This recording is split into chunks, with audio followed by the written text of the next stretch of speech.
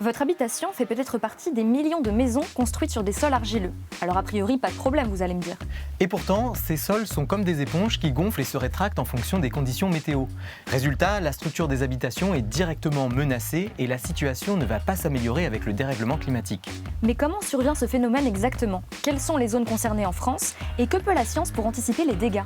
Dans cette émission, on vous dévoile les travaux menés au BRGM, le Bureau de recherche géologique et minière, pour mieux comprendre ce phénomène complexe et mieux l'anticiper. On commence tout de suite avec notre premier invité, c'est parti.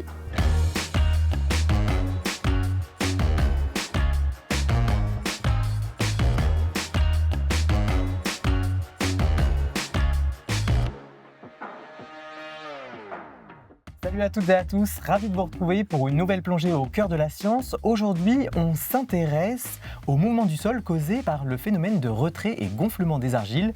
Et pour nous accompagner et nous éclairer sur le sujet tout au long de cette émission, nous avons le plaisir de recevoir Sébastien Gourdier. Bonjour Sébastien. Bonjour. Bienvenue sur le plateau de Science en question. Alors vous êtes géotechnicien au BRGM. Je rappelle que le BRGM, c'est le Bureau de recherche géologique et minière. Et le retrait et gonflement des argiles, c'est un peu votre sujet de prédilection au BRGM. C'est ça. Mais plus largement, vous travaillez sur d'autres phénomènes en lien avec le mouvement du sol. Qu'est-ce qu'on regroupe derrière ce terme de mouvement du sol? Alors quand on parle de mouvement de terrain, on s'intéresse en fait à plusieurs phénomènes. Par exemple les glissements de terrain, tout ce qui va être éboulement rocheux, les effondrements et les affaissements qui sont liés aux cavités souterraines, l'érosion des sols également. Alors avant d'approfondir le sujet, on a testé les connaissances de nos abonnés sur Instagram avec un petit quiz. La question s'affiche ici à l'écran. La quasi-totalité, 93% des dégâts causés par le retrait-gonflement des argiles en France se concentrent sur un quart du territoire, un tiers du territoire, la moitié du territoire ou bien les trois quarts du territoire. Regardons les résultats. Alors c'est très partagé, mais celui qui arrive en tête, c'est un quart du territoire. Sébastien, quelle est la bonne réponse? Et la bonne réponse, c'est la moitié du territoire. C'est une petite moitié, 48% pour être précis. Est-ce qu'on est exposé, tout est exposé au même niveau? Non, le territoire métropolitain est exposé, on distingue 3 niveaux d'exposition, faible, moyen et fort. Et donc c'est 48% du territoire, cette petite moitié, c'est les 2 niveaux les plus élevés, moyen et fort. Alors chaque année, le retrait-gonflement des argiles fait beaucoup de dégâts.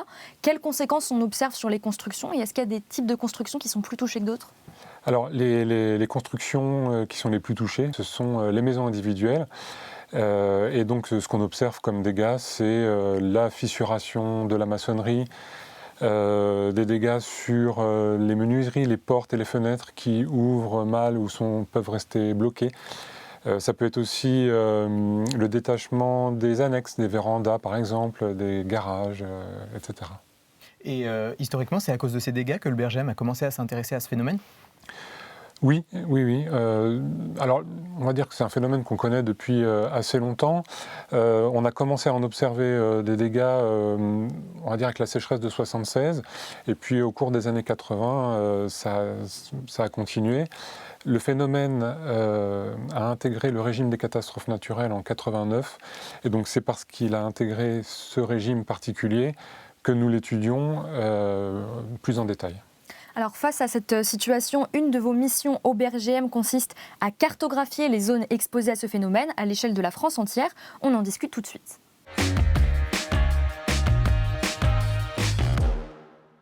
Alors avant de parler de cartographie, je voudrais qu'on reprenne un petit peu les bases et qu'on explique plus précisément quand est-ce qu'on parle finalement de gonflement ou de retrait des argiles. Alors le retrait-gonflement des argiles, en fait, c'est un phénomène qui s'explique par une propriété de certains sols à changer de volume en fonction de leur degré d'humidité. Donc comme une éponge, ils vont gonfler lorsqu'on va les humidifier et se rétracter en séchant. Et c'est un phénomène avec des variations plutôt lentes ou rapides? C'est un phénomène plutôt lent qui se produit sur plusieurs jours, voire plusieurs semaines. Mais qui, en fait, au cumulé, peut donner des variations de volume importantes, en tout cas suffisamment importantes pour provoquer des dégâts sur les habitations. Et en termes d'amplitude, on a une idée justement de ce que ça peut représenter comme mouvement de terrain? Alors, on mesure sur nos observations des amplitudes verticales de plusieurs millimètres, voire plusieurs centimètres de tassement.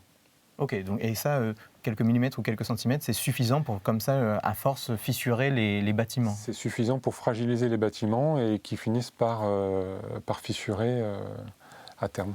Alors, ce phénomène est bien sûr lié à la nature des sols et avoir donc un sol argileux, la présence d'argile dans le sol, c'est un facteur de prédisposition. Mais c'est quoi exactement finalement un sol argileux? Est-ce qu'on peut donner une définition un peu plus précise? Alors un sol argileux, il faut revenir un petit peu sur la définition de ce qu'est un sol. En fait, un sol, c'est un assemblage de grains, plus ou moins compacts, et des grains de différentes tailles. Et ces grains-là, on distingue 3 grandes familles. Les plus grossiers, ce sont les sables. La seconde famille intermédiaire, on va parler de limon. Et les sols les plus fins, les grains les plus fins, ce sont les argiles. Et là, quand on parle d'argile, du coup, on est à quelle échelle de grains?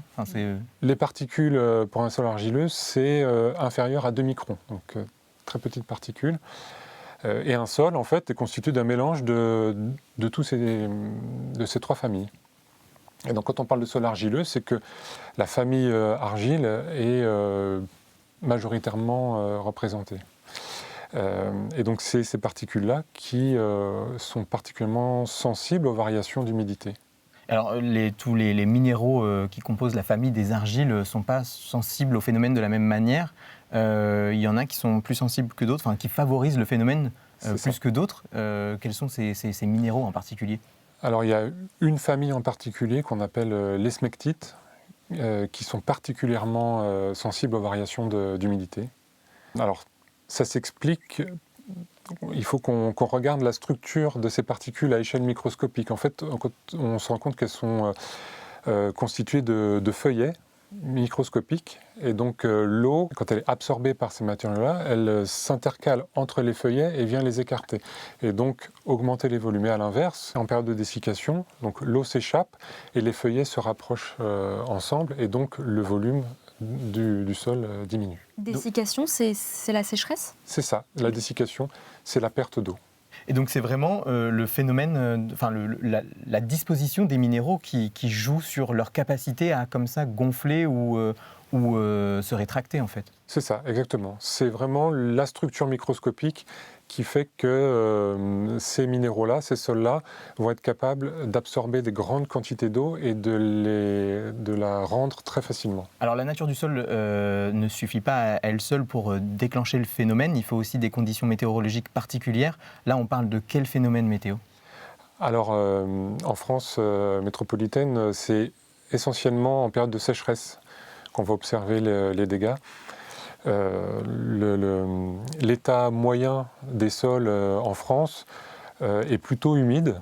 On a des cycles saisonniers, des successions été et hiver qui font que on a naturellement des variations d'humidité entre l'hiver humide et l'été sec. Et c'est les sécheresses exceptionnelles, donc de fortes températures, des déficits pluviométriques qui vont faire qu'on va avoir un assèchement très prononcé des sols et donc des variations de volume importantes, des tassements qui vont conduire aux dommages qu'on peut observer. Et là encore, est-ce qu'on a une idée est-ce qu'il y a une valeur seuil, une température seuil à partir de laquelle on se dit bon là il y a peut-être plus de risques d'observer ce phénomène? Il n'y a pas vraiment de température seuil ou d'humidité. En fait, ça va être très dépendant de la nature des sols, de l'histoire aussi qu'il a connue, on va dire, dans les mois qui ont précédé, les années qui ont précédé. Ça va dépendre aussi de l'environnement proche. Donc il y a beaucoup de conditions qui font que le déclenchement ne va pas se produire tout le temps dans les mêmes conditions. Et les événements exceptionnels, mais cette fois concernant plutôt les inondations exceptionnelles, les grandes crues, ça joue un peu moins que la sécheresse, si je comprends bien là? Alors ça va jouer, mais indirectement. C'est-à-dire qu'en période de forte humidité, donc en période de crue par exemple, mais même avec un hiver très humide et très pluvieux, on va avoir des sols qui vont être très humides. Et donc c'est l'assèchement qui va suivre qui va conditionner aussi ce qui va arriver. C'est le contraste entre les deux états en fait? C'est exactement ça. En fait, quand on a une succession très rapide entre une période humide et une période très sèche, on peut avoir donc cet assèchement qui va être très prononcé. Très bien. Alors le Bergem, en tant qu'expert du sol et du sous-sol, a mené un travail pour cartographier le phénomène. On va voir la carte qui va s'afficher à l'écran. Et je voudrais qu'on s'arrête quelques minutes dessus pour bien comprendre ce qu'on voit. Donc là, c'est une carte de la France. Est-ce que vous pourriez nous décrire les différentes couleurs qui sont représentées pour savoir ce que nous dit cette carte finalement? Alors ce qu'on voit ici, c'est une couverture du territoire selon 4 niveaux. Un premier niveau qu'on a appelé nul ou a priori nul, donc c'est-à-dire qu'on n'est pas sur des sols argileux, donc on ne va pas être exposé au phénomène. Et ensuite 3 niveaux. Le premier niveau jaune qui est le niveau faible, puis moyen en orange et fort en rouge. Et donc ce sont les 3 niveaux successifs d'exposition au phénomène. Très bien. Donc quand on est en zone rouge, c'est l'exposition la plus forte. Hein. C'est l'exposition la plus forte. Voilà, donc, ce qu'on expliquait tout à l'heure, donc les fameux 48% du territoire qui sont concernés par le phénomène, c'est ceux qui se trouvent donc dans la partie orange et rouge, ce serait ça? Orange et rouge, oui, c'est ça. Moyen et fort. Au cumulé, ces 2 niveaux-là représentent la moitié du territoire métropolitain. Et cette carte, elle date de quand alors? Cette carte-là a été publiée en 2019. Elle est accessible sur le portail GeoRisque, sur lequel est diffusée toute l'information concernant les risques naturels et technologiques pour les particuliers et le grand public. Alors, elle vous a demandé quand même une dizaine d'années de travail pour la construire. Sur quelles données vous vous êtes appuyé? On s'est appuyé essentiellement sur la carte géologique, sur laquelle le Bergem travaille depuis sa création. Cette carte géologique, vous pouvez nous en dire un peu plus sur ce qu'elle donnait déjà comme information, elle? Le principe de la carte géologique, c'est de cartographier les sols visibles en surface, leur nature, leur histoire, leur âge, etc. Ok, et donc ça à l'échelle de toute la France entière? Toute la France est couverte par la carte géologique. Et donc comme ça, vous avez pu identifier les zones qui étaient potentiellement argileuses alors? Voilà, exactement. Ça nous a permis d'identifier les sols potentiellement sensibles aux variations de teneur en eau, et donc ensuite d'aller plus loin pour faire produire cette carte. Oui, alors justement, après, une fois qu'on a identifié finalement les zones qui sont potentiellement sensibles, il faut leur attribuer un niveau de sensibilité pour savoir si on est plutôt en zone moyennement forte. Et ça, vous vous appuyez sur quels critères alors pour ça? Alors, pour arriver à ce niveau final de sensibilité des sols, on s'est appuyé sur 3 critères. Le premier, le critère lithologique. Donc la lithologie, c'est la nature des sols, et donc en particulier, ce critère-là va nous donner des informations sur le contenu argileux de la formation en question, sur son épaisseur, sur la continuité de cette couche. Donc là, c'est là où vous arrivez à déterminer finalement à quelle famille de minéraux argileux ça appartient? C'est pas ce critère-là. Okay. Là, ce critère-là va nous dire si on a des argiles, mais en minorité ou au contraire majoritairement présents. C'est le critère minéralogique qui va nous dire sur quelle famille de minéraux argileux on va trouver dans cette formation-là. Nous en donner les proportions, les quantités. Donc ça, c'est le critère minéralogique. Et le troisième critère, c'est ce qu'on a appelé le critère géotechnique. Donc on s'appuie sur des résultats d'analyse en laboratoire qui mesurent le comportement de ces sols vis-à-vis de l'eau. Comment ils vont réagir lorsqu'on va leur apporter de l'eau ou au contraire quand on va leur retirer de l'eau, quelle va être la variation de volume à laquelle on va pouvoir s'attendre. Donc ça veut dire que vous allez aussi sur le terrain pour récolter des échantillons et après les analyser en laboratoire? On va sur le terrain récolter quelques échantillons, mais on s'appuie aussi sur un gros travail de recueil de données, des données bibliographiques et puis des données auprès des partenaires. La carte intègre aussi des données de sinistralité. C'est quoi exactement ces données-là? Qu'est-ce qu'elles apportent de plus pour compléter la carte? Donc la sinistralité, ça nous dit où sont apparus les dommages, sur quelle période. Et donc ce qu'on va regarder, c'est s'il y a des zones où ces dommages-là sont particulièrement concentrés. Et donc ça va nous donner aussi une indication sur le potentiel de ces formations-là à produire des dommages sur les maisons. Alors ça, c'est un peu moins la spécialité du BRGM, donc où est-ce que vous recueillez ces informations-là finalement? Alors ces données de sinistralité, en particulier pour faire la carte d'exposition, on a travaillé en partenariat avec la mission Risque Naturel, qui travaille avec des données provenant des compagnies d'assurance. Alors une mise à jour est prévue de la carte en 2025. Qu'est-ce que vous allez apporter de plus à cette carte-là? Alors cette nouvelle carte va intégrer des données de sinistralité plus récentes. Celle qui est actuellement disponible intègre des données de sinistre jusqu'à fin 2017. Et donc là, on va rajouter tous les sinistres apparus depuis 2017 jusqu'en 2022, plus de nouveaux sinistres antérieurs, parce qu'il y a eu aussi tout un travail qui a été fait sur les archives. Et donc on a plus que doublé le nombre de sinistres qu'on va intégrer dans cette carte-là.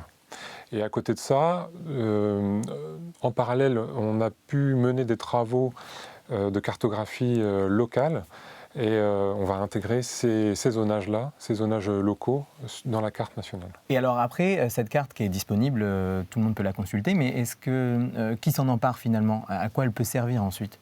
Elle a deux utilités. Une première qui est lorsque on veut faire construire, on a un projet de construction, dans les zones exposées à des niveaux moyens et forts, un diagnostic est obligatoire. Et donc on s'appuie sur cette carte-là pour délimiter les zones où ces diagnostics sont à réaliser. Ça, c'est le premier point. Et puis il y a une deuxième utilité, c'est lorsque les communes portent des dossiers de reconnaissance de l'état de catastrophe naturelle, elle sert de données, on s'appuie sur cette carte-là pour instruire le dossier. Oui, donc c'est une référence qui après a des, enfin, je veux dire, ça a des conséquences, quoi. On se base sur ce travail que vous avez fait pour des projets de grande envergure. C'est ça, exactement. Donc là, cette carte, on voit, c'est à l'échelle de la France. Est-ce que, par exemple, un particulier qui voudrait construire sa maison peut aller de manière plus locale, aller voir justement ce qui se passe à l'échelle de son terrain, par exemple?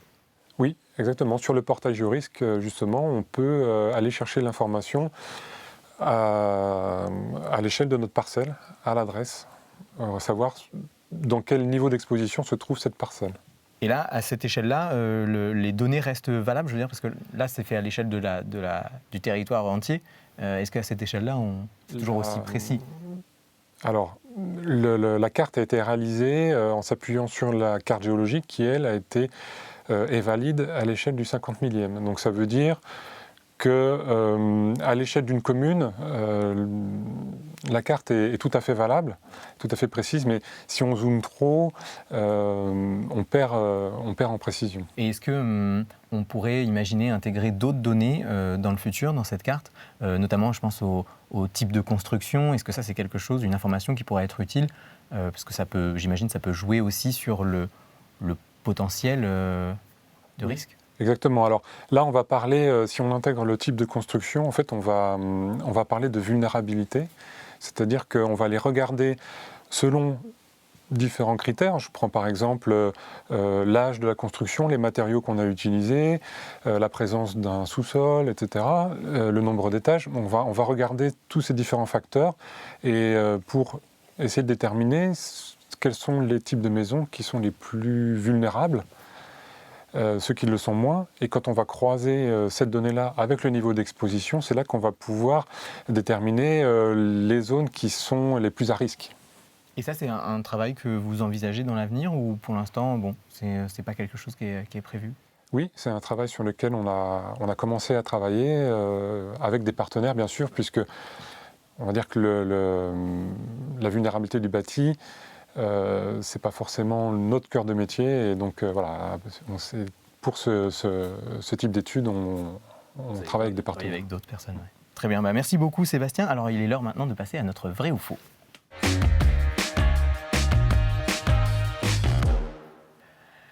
Alors le principe est simple, on va donc vous donner 3 affirmations, une par une, et puis on va vous demander, Sébastien, de nous expliquer si c'est plutôt vrai ou faux.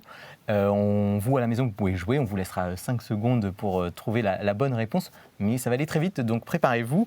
Je commence avec la première affirmation. La présence d'un arbre à proximité de ma maison peut aggraver le phénomène de retrait et gonflement des argiles. Alors Sébastien, je me tourne vers vous. Est-ce que c'est vrai ou faux? C'est vrai. C'est vrai.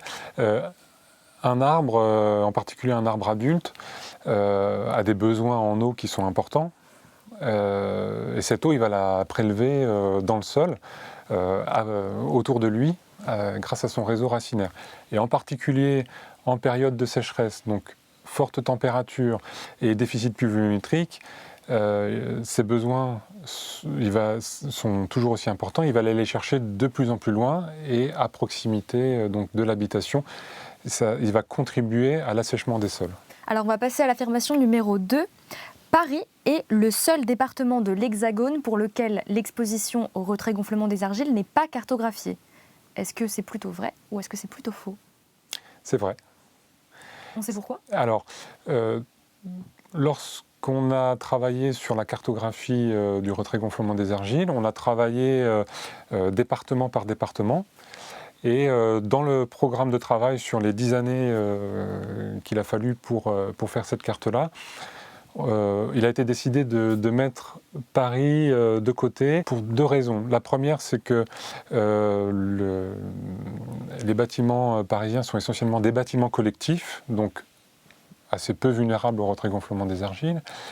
Et puis la deuxième raison, c'est que les sols parisiens, ce sont des sols qui ont été très travaillés, ce qu'on appelle des sols anthropisés. C'est-à-dire qu'à Paris a une histoire qui remonte à l'Antiquité et donc au fur et à mesure des constructions et des nouveaux projets, donc c'est des sols qui ont été très remaniés. On trouve finalement assez peu de sols naturellement en place sous Paris. Pourquoi les bâtiments collectifs sont moins vulnérables que les maisons individuelles, par exemple? Alors les bâtiments collectifs sont plus lourds, plus rigides, avec des fondations plus profondes, ce qui fait que ils sont beaucoup moins exposés au phénomène. Leurs fondations se trouvent dans des terrains plus profonds et donc qui subissent très peu les variations d'humidité. Et puis le poids de ces bâtiments et leur rigidité fait qu'ils vont très peu bouger et même s'il y avait éventuellement des mouvements, ils ne vont pas s'endommager comme les maisons individuelles. Alors, troisième affirmation, un diagnostic RGA n'est pas nécessaire au moment de la vente d'un terrain constructible. Alors, encore une fois, est-ce que c'est vrai ou faux? Sébastien, je me tourne vers vous. Alors, c'est vrai et faux en même temps. Cette obligation, en fait, ne concerne pas la totalité du territoire. Si on revient sur la carte qu'on a vue tout à l'heure, le diagnostic est nécessaire uniquement dans les zones d'exposition moyenne et forte. Moyenne et forte, donc ce qu'on voyait en orange et rouge sur la carte. En orange et rouge, donc à peu près la moitié du territoire.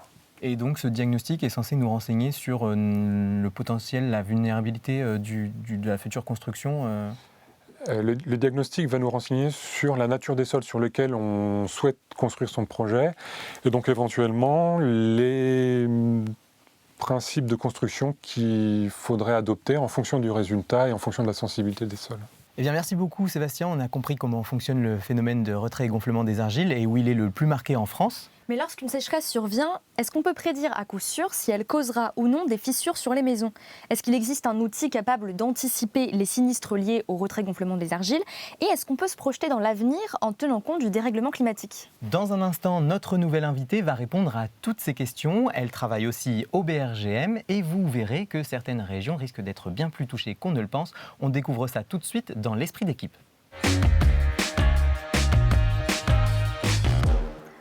Bonjour Sophie Barthélémy. Bonjour. Bienvenue sur le plateau de Science en question. Vous êtes ingénieure-chercheur géotechnicienne pour le retrait-gonflement des argiles au BRGM.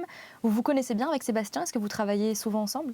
Bah oui, ça fait à peu près 1 an qu'on travaille ensemble avec Sébastien. Oui, même un peu plus, si on compte la thèse. Oui. Grâce à vous, Sébastien, on comprend mieux ce qu'est le retrait-gonflement des argiles, par quoi il est causé et comment cartographier ce risque pour identifier les zones les plus vulnérables sur le territoire. Avec vous, Sophie, on va s'intéresser aux conditions météorologiques qui déclenchent le retrait-gonflement des argiles. Autrement dit, on va voir s'il est possible de prédire l'ampleur des dégâts provoqués par un épisode de sécheresse en particulier, ce qui est très utile quand on vit dans une zone vulnérable et qu'on tient à sa maison. C'est l'objet de la thèse que vous avez soutenue en 2024. Alors déjà, on l'a dit, en période de sécheresse, c'est là qu'on observe le plus de dégâts. Quels sont les outils qu'on utilise pour détecter ou prévoir la sécheresse des sols ? Pour prévoir la sécheresse des sols, évaluer les effets d'une sécheresse sur les sols en France, on a recours à ce qu'on appelle des modèles de surface. C'est-à-dire, c'est des mises en équation des processus qui ont lieu entre l'atmosphère, le sol et la végétation. On va appliquer ces différentes équations en tenant compte des conditions météorologiques pour ensuite sortir à un instant donné une estimation de l'humidité des sols. Donc là, on a un indicateur du taux d'humidité, ce qui est très utile quand on veut étudier le retrait-gonflement des argiles. Mais ce modèle-là, il n'est pas conçu spécifiquement pour prédire l'intensité du retrait-gonflement des argiles. C'est seulement un taux d'humidité, c'est ça ? Oui, absolument. C'est un indice, une humidité moyenne. À la base, à Météo France, c'est utilisé opérationnellement pour le suivi de la ressource en eau, mais pas pour ce qui est du suivi du phénomène de retrait-gonflement des argiles. Et c'est justement là que votre thèse apporte un plus. Est-ce que vous pouvez nous expliquer en termes simples le travail que vous avez réalisé ? Bien sûr, dans le cadre de ma thèse, je suis partie de ce fameux modèle d'humidité des sols et j'ai essayé d'extraire une information qui soit la plus pertinente pour le suivi du phénomène de retrait-gonflement des argiles. Et quelle est la différence et quel est l'apport par rapport au modèle qui existe déjà ? L'idée, c'est de sortir une information très, très spécifique en tenant compte des spécificités du phénomène. Par exemple, on s'intéresse à l'humidité du sol à une certaine profondeur ou selon la période de l'année aussi. Et il me semble que quelque chose qui est très central aussi dans votre travail, c'est la prise en compte de la sinistralité, des dommages qui sont causés sur les maisons. C'est pas initialement dans les modèles utilisés par Météo France, c'est pas des informations qui sont incluses dans le calcul, c'est ça ? Non, effectivement, j'ai pu travailler avec des données assurantielles qui ont été fournies par la Caisse centrale de réassurance, qui était un des partenaires de ma thèse. Ils m'ont fourni des informations de nombre de sinistres par année. Et ensuite, j'ai pu exploiter ces nombres de sinistres pour savoir, à partir des simulations d'humidité de sol, quelle grandeur on pouvait extraire pour expliquer ces sinistres qui se produisaient en réalité. Donc si je comprends bien, voilà, le modèle qu'on avait initialement, il permettait de dire là on a un sol qui est très sec ou un sol qui est très humide. Et vous, votre apport, c'est de dire de mettre ces données au regard des accidents, concrètement ce qui se passe, les fissures qu'on peut observer sur les maisons. C'est plus complet, c'est plus précis du coup. Exactement ça, c'est extraire une information unique, dire c'est pas seulement est-ce que le sol est très sec ou très humide, mais je peux dire que cette sécheresse-là est associée à un nombre de sinistres égal à X pour un certain territoire. Cette logique-là, ce croisement de données, vous en avez fait un outil, ce qu'on appelle un indice ou un indicateur, donc qui est spécifique au retrait-gonflement des argiles en fonction des conditions météo, en fonction de la sécheresse. Si je résume, ça permet de dire, voilà, la semaine prochaine, dans telle commune, on s'attend à un phénomène de sécheresse qui a telle ou telle intensité, telle ou telle caractéristique, et au vu des données passées de sinistralité et de dégâts, on peut s'attendre à ce qu'il y ait tant de pourcents de sinistres dans la commune. Est-ce que ça marche plus ou moins comme ça ? Oui, bien sûr, c'est exactement ça. On a une image qui est issue de votre thèse qui permet d'illustrer un petit peu ça. Je propose que vous nous la commentiez. Qu'est-ce qu'on voit à l'écran ? Alors, on voit donc des cartes de France pour les années 2000 à 2022. Et le territoire est divisé en un certain nombre de petits carrés, de mailles. Et la couleur de ce carré, donc qui va du jaune vers le rouge, indique la valeur de l'indice de sécheresse qui a été conçu spécifiquement pour le suivi du phénomène retrait-gonflement des argiles. Donc quand on a une couleur jaune, on a une valeur d'indice faible. Et quand on est dans les rouges, on a au contraire une sécheresse plus marquée. Pour ce qui est du retrait-gonflement des argiles, ça a été calculé par année, de 2000 à 2022. Et ce qu'on remarque, c'est que certaines années sortent plus que d'autres. Pas beaucoup de rouge. Oui, les années 2003. 2003, c'est une année de sécheresse reconnue, enfin une année de sécheresse notable. Et sur la période plus récente, 2018, 2019, 2020, et 2022. Si je comprends bien, là, donc on sait que ce sont des sécheresses qui ont été particulièrement critiques. Donc ça concorde finalement. On voit qu'on a eu des sécheresses assez extrêmes. Et ça s'est traduit aussi par plus de dégâts sur différentes... Bon, on voit en 2022, oui, tout est rouge pour quasiment. L'année 2022, qui était l'année de record absolu de la sinistralité liée au phénomène de retrait-gonflement des argiles. Donc cet indicateur, vous vous êtes appuyé ici sur les données qui vont de 2000 à 2022. L'idée derrière, évidemment, c'est de les appliquer aux données actuelles, mais même futures, c'est ça? Oui, c'est ça. Sur jusqu'où on peut se projeter, par exemple? On peut se projeter à l'aide de ce qu'on appelle des scénarios de changement climatique, donc différentes hypothèses sur les trajectoires d'émissions de gaz à effet de serre qui vont permettre de voir plus loin. Dans le cadre de ma thèse, je me suis projetée jusqu'en 2065 avec les scénarios appelés RCP, donc des scénarios qui ont été conçus par le GIEC. Il y a eu plein de scénarios conçus par le GIEC. C'est des scénarios qui sont plutôt optimistes, plutôt pessimistes? Alors, j'ai regardé 2 scénarios différents. Un scénario, le 4.5, qui est un scénario plus modéré, et le scénario RCP 8.5, qui est un scénario pessimiste, ce qui permet en fait de comparer les deux.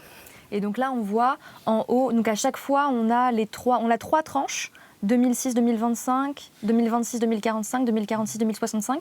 Pourquoi ces trois tranches spécifiquement? Eh bien, ça permet d'évaluer l'évolution des conditions déclenchant le phénomène en se projetant plus ou moins loin. Donc en 2006-2025, on est proche de l'état actuel, puis on va sur un futur moyen et un futur lointain. Ça permet de voir comment évolueront les conditions. Et là, donc on n'est plus sur du jaune et du rouge, on est sur du bleu et du vert, mais on voit bien quand même que quand on est dans le scénario 8.5, donc pessimiste, et à plus long terme, voilà, qu'est-ce que ça donne? À quoi on peut s'attendre en termes de sinistralité? En fait, plus on va dans les jaunes et plus cet indice de sécheresse spécifique retrait-gonflement des argiles est tiré vers le haut. Donc plus les conditions déclenchantes seront importantes. On voit que il y a une différence notable qui apparaît à partir de 2046, le futur plus lointain, et plus marqué pour le scénario 8.5, les conditions déclenchantes vont s'intensifier, donc favoriser le phénomène. Et ceci en scénario 8.5, cela découpe même des zones géographiques qui seront plus exposées, donc le sud-ouest et le nord-est du pays. Oui, si on compare un peu à la cartographie des zones les plus vulnérables, on voit que le sud-ouest quand même était déjà représenté. Mais on a des régions qui sont peut-être pas encore concernées aujourd'hui, mais qui seraient amenées à l'être dans le futur. C'est ça qu'on peut en conclure? Oui, c'est ça, et c'est déjà une tendance qui apparaît. Depuis, déjà c'est ça. Depuis 2017, traditionnellement, les sinistres dus au retrait-gonflement des argiles sont concentrés dans la frange sud-ouest du pays. Et depuis 2017, il y en a qui apparaissent dans le nord-est du pays. Et au fond, c'est un peu ce résultat qui se matérialise dès à présent. Bon, là, on voit les couleurs sont très parlantes. On a plutôt envie d'aller du coup vers le scénario peut-être 4.5, quand on voit les résultats, c'est assez différent. Donc on l'a dit, l'indicateur que vous avez développé s'appuie sur des données essentiellement, même exclusivement météorologiques, et il ne prend pas en compte les propriétés des sols, comme pourrait le faire la cartographie. Est-ce qu'on pourrait imaginer combiner ces 2 types de données, ces 2 outils, pour avoir des résultats encore plus précis? C'est un sujet sur lequel on travaille, oui, bien sûr. Croiser les données d'exposition des territoires avec des projections climatiques pour nous dire, avoir une idée des zones qui seront potentiellement concernées dans l'avenir, c'est un point important qu'il faudrait réussir à faire. Le plus important serait de pouvoir croiser ça également avec les enjeux, c'est-à-dire le parc immobilier existant ou à venir, pour essayer de cerner les secteurs du territoire qui sont les plus à risque, qui sont particulièrement menacés. Oui, parce que finalement, ce qu'on a vu, c'est qu'on avait donc 2 grandes origines qui sont les propriétés des sols et les conditions météorologiques. Mais en fait, il y a d'autres facteurs à prendre en compte aussi, des facteurs peut-être plus sociétaux. Donc là, vous avez cité l'évolution du parc immobilier. Est-ce qu'il y en a d'autres ? L'évolution du parc immobilier, elle est particulièrement liée à l'évolution démographique. La population augmente, mais il y a aussi on va dire des déplacements de population sur plusieurs décennies, hein, avec des régions qui sont, on va dire, petit à petit, qui sont abandonnées, entre guillemets, d'autres les zones urbaines qui se densifient et puis également qui s'étalent. Et donc ça donne lieu à la construction de nouvelles maisons, des nouvelles populations exposées sur des territoires potentiellement sensibles au retrait-gonflement. Bon, en tout cas, ce qu'on voit, c'est qu'on a tout intérêt à faire en sorte d'agir sur le dérèglement climatique si on veut éviter les fissures dans nos maisons, finalement, si je dis ça de manière très raccourcie. Alors, il y a quand même une question qui reste en suspens aujourd'hui, c'est comment est-ce qu'on peut limiter finalement les dommages, les risques et accompagner aussi les gens qui sont sinistrés et qui sont confrontés à ce phénomène-là. Pour répondre à cette question, on est allé solliciter les gens dans la rue, on leur a demandé d'imaginer des idées, des solutions qu'on pourrait mettre en place. Écoutez ce qu'ils nous ont répondu. Je pense que c'est super important déjà de sensibiliser les gens sur les lieux où ils construisent. Parce que c'est pas parce que tu achètes un terrain que c'est constructible et je pense que c'est important de le savoir.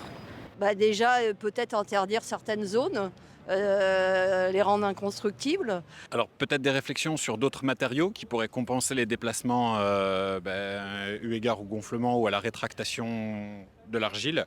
Déjà construire sur des pieux, comme ça se fait dans certains territoires où les sols sont marécageux par contre. Bon là on n'est pas sur un sol marécageux mais on est sur un sol qui va s'assécher, donc de fait se déformer. Et autant pour éviter les déformations, il vaut mieux pas avoir des fondations trop épaisses, mais il vaut mieux avoir des fondations sur des pieux les plus fines possibles et les implanter le plus profondément possible. Je sais qu'au Japon ou en Asie, ils font des bâtiments qui arrivent à tenir debout même quand il y a des tremblements de terre. Du coup, peut-être utiliser ces trucs-là et voir comment les architectes ont fait pour trouver les solutions et les transporter en France. Alors je ne sais plus qui disait qu'un monde à plus de 2,5 degrés serait difficilement assurable et à plus 4 il ne le serait pas.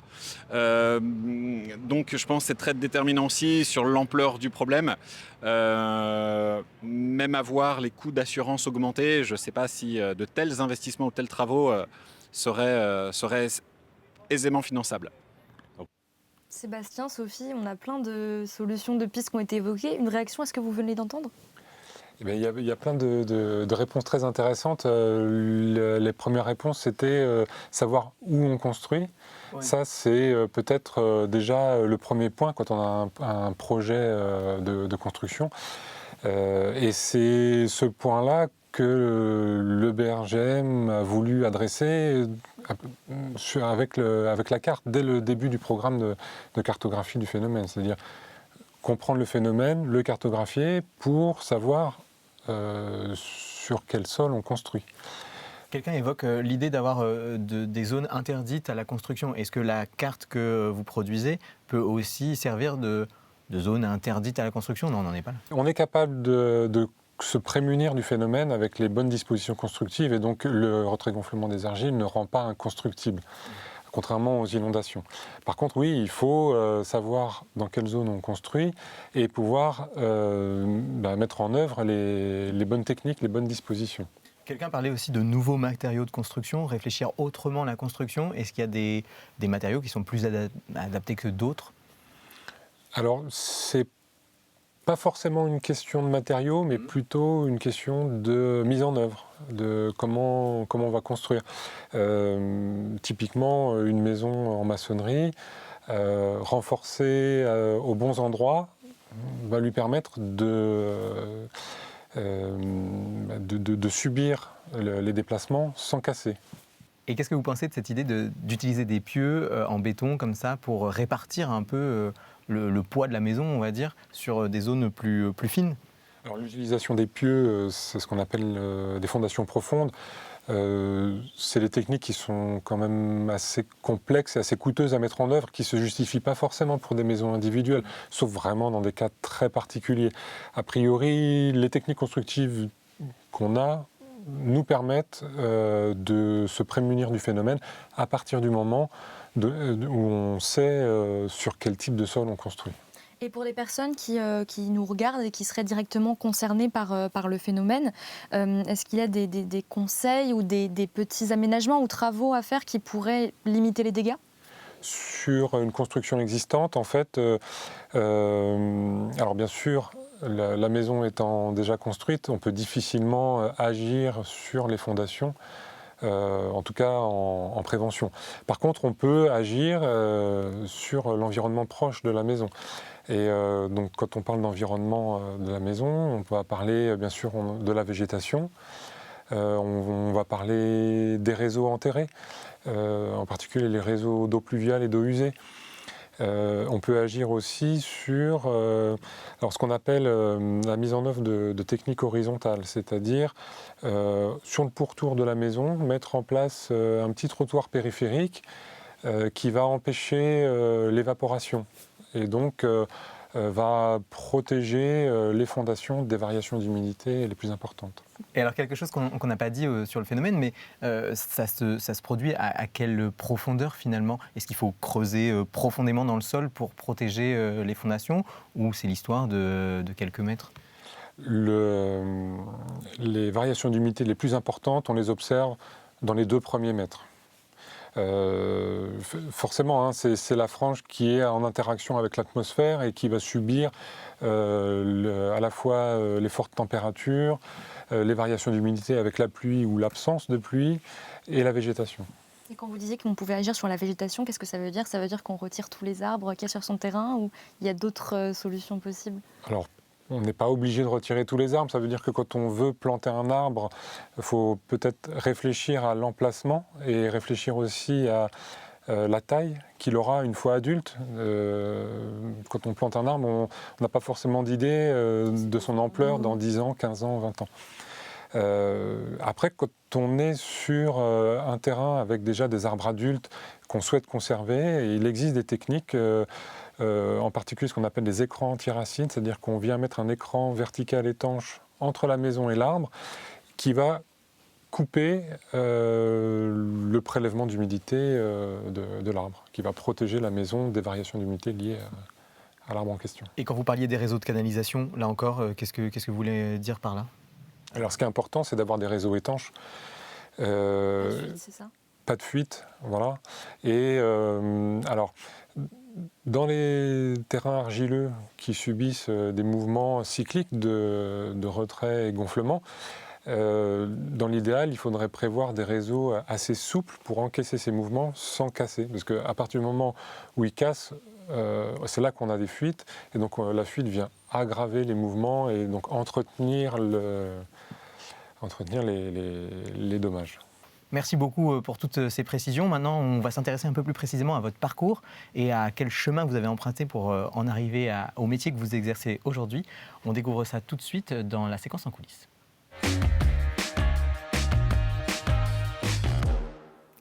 Sophie, Sébastien, c'est l'heure de vous proposer un petit challenge pour en apprendre un peu plus sur vous.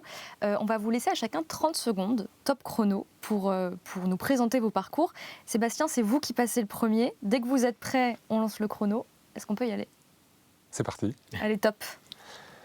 Donc après un bac scientifique, j'ai fait une classe préparatoire. J'ai intégré l'école des mines à Nancy, l'école d'ingénieurs, où j'ai suivi un cursus en géosciences. Et une fois que j'ai été diplômé, j'ai commencé par travailler 7 ans dans un bureau d'études pour enfin rejoindre le BRGM en 2010. Et donc j'y suis toujours.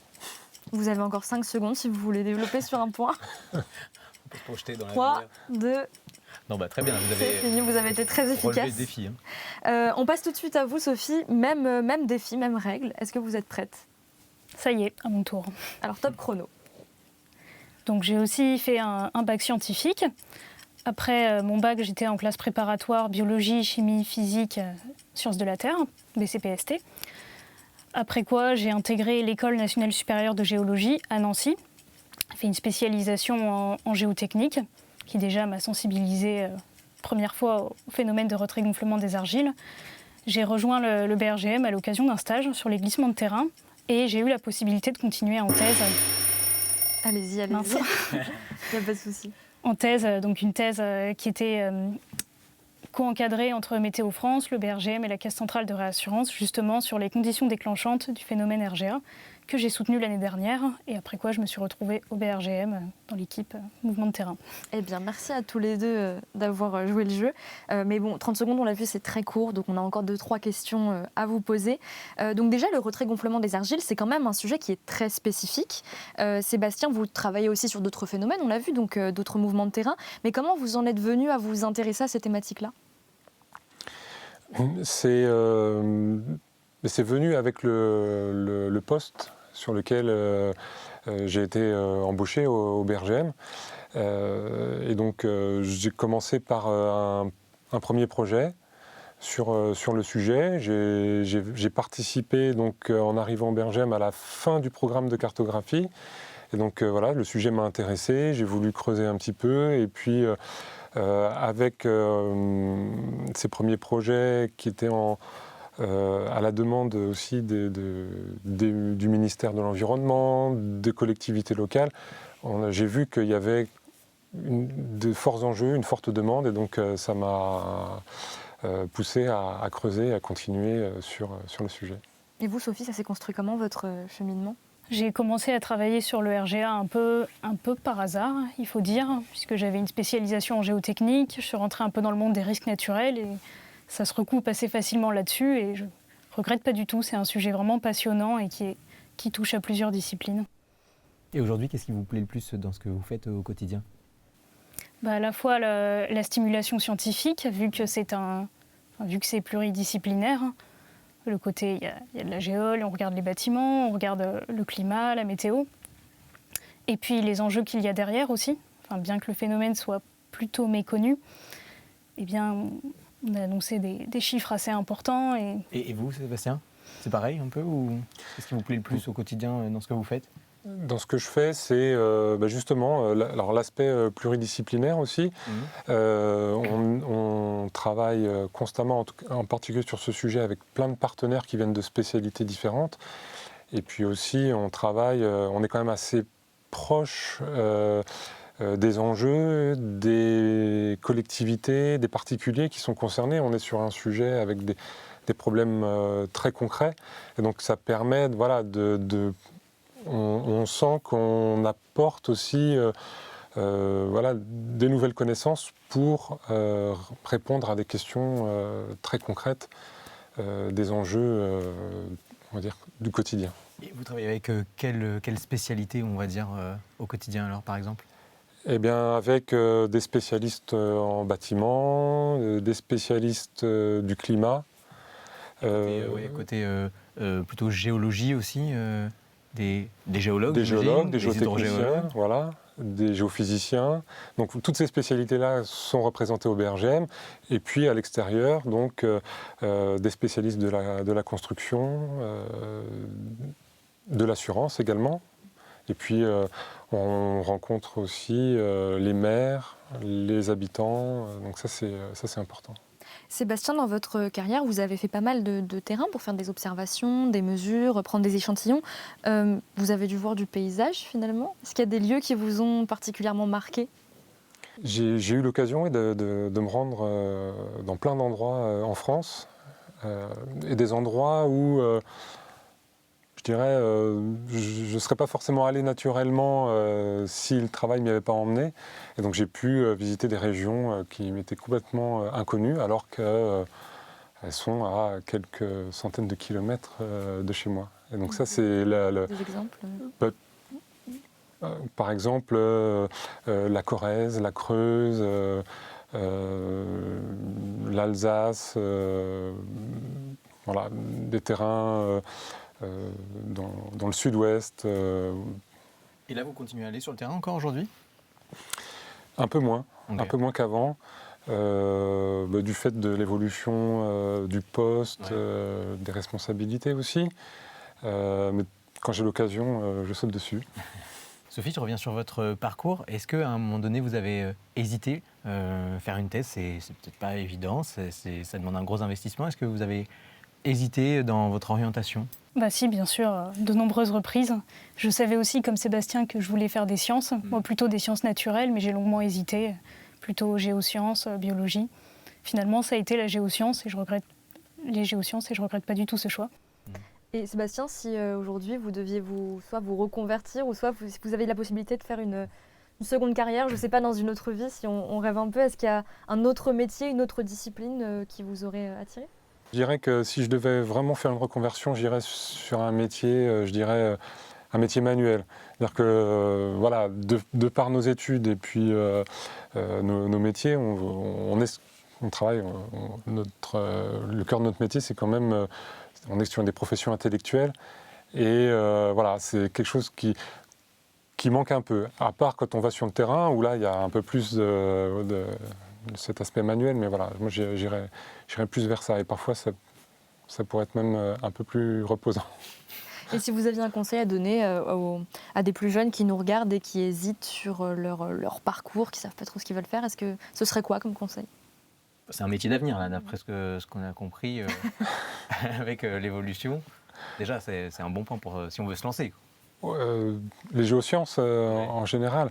De toute façon, il y a toujours de nouvelles choses à découvrir et à étudier, et en particulier quand on parle de risques naturels, avec ce qu'on voit comme dans les projections à venir, en particulier quand on parle de changement global. Oui, c'est sûr qu'il y a encore beaucoup de choses à étudier. Après, je dirais de manière générale, de toute façon, quand on a des choix à faire, il faut aller vers ce qu'on aime et ce qu'on espère nous passionner, parce qu'en fait on est sur des métiers sur lesquels on passe beaucoup de temps, donc autant y prendre du plaisir. Sophie, vous avez un petit message à faire passer aussi ? Bah oui, un conseil déjà pour les jeunes, ne pas s'auto-censurer, essayer quand même, prendre le risque, et puis oser se lancer dans l'inconnu aussi, même si on peut se dire, on tente le coup, on découvre, et puis il y a une chance qu'on adore ça. Super, le message est passé. Merci à tous les deux. Alors avant de se quitter, on vous a demandé de nous partager une recommandation culturelle. On découvre ça tout de suite avec la reco des invités.